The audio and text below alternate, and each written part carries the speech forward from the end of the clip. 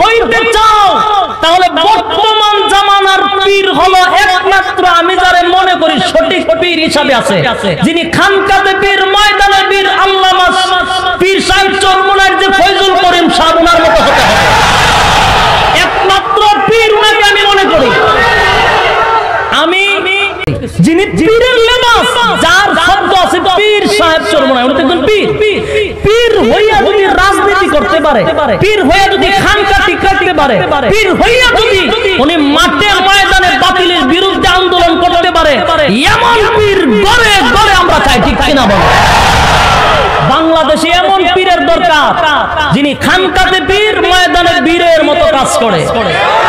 সম্মানিত সুধী, আর যারা পীরের দাবি কইরা কইরা আজকে সমাজের মানুষগুলার ভাবমূর্তি নষ্ট করে ইসলাম থেকে দূরে সরাচ্ছেন, আপনাদের মুকুট পাশ হয়ে গেছে। কথা বুঝতে পারছেন?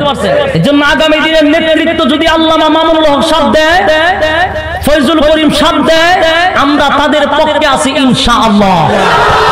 আগামী দিনের রাহবার আমাদের আঠাজারি মাদ্রাসার সাইকুল হাদিস আহমদ শফি সাহেব যদি ডাক দেয়, মামুনুল হক সাহেব যদি ডাক দেয়, ফয়জুল করিম সাহেব যদি ডাক দেয়, তাদের ডাকে আমরা লাখো জনতা এক জায়গায় একত্রিত হতে প্রস্তুত।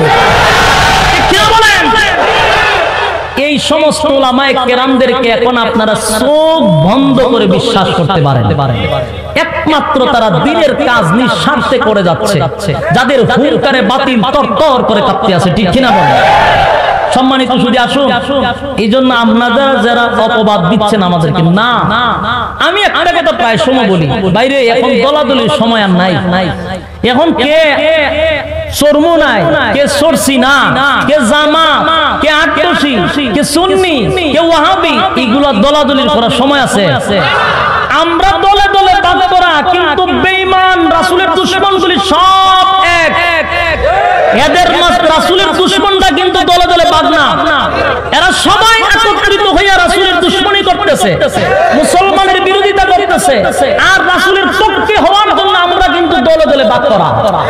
এজন্য দলে দলে ভাগ না হইয়া সবাই এক মাঠে কাজ করতে হবে। মুসলমান বাংলাদেশে যেই পরিমাণ আছে, উলামায়ে কেরাম যেই পরিমাণ আছে, আমরা যদি এটা ফসরাফ করি, রামবান গুলি বাইশা বঙ্গোপসাগরে ঘুরে যাবো আগে। মুসলমানের শক্তি কম নাই দেশে। এজন্য আসুন সবাই এক প্ল্যাটফর্মে কাজ করতে হবে, ঠিক কিনা?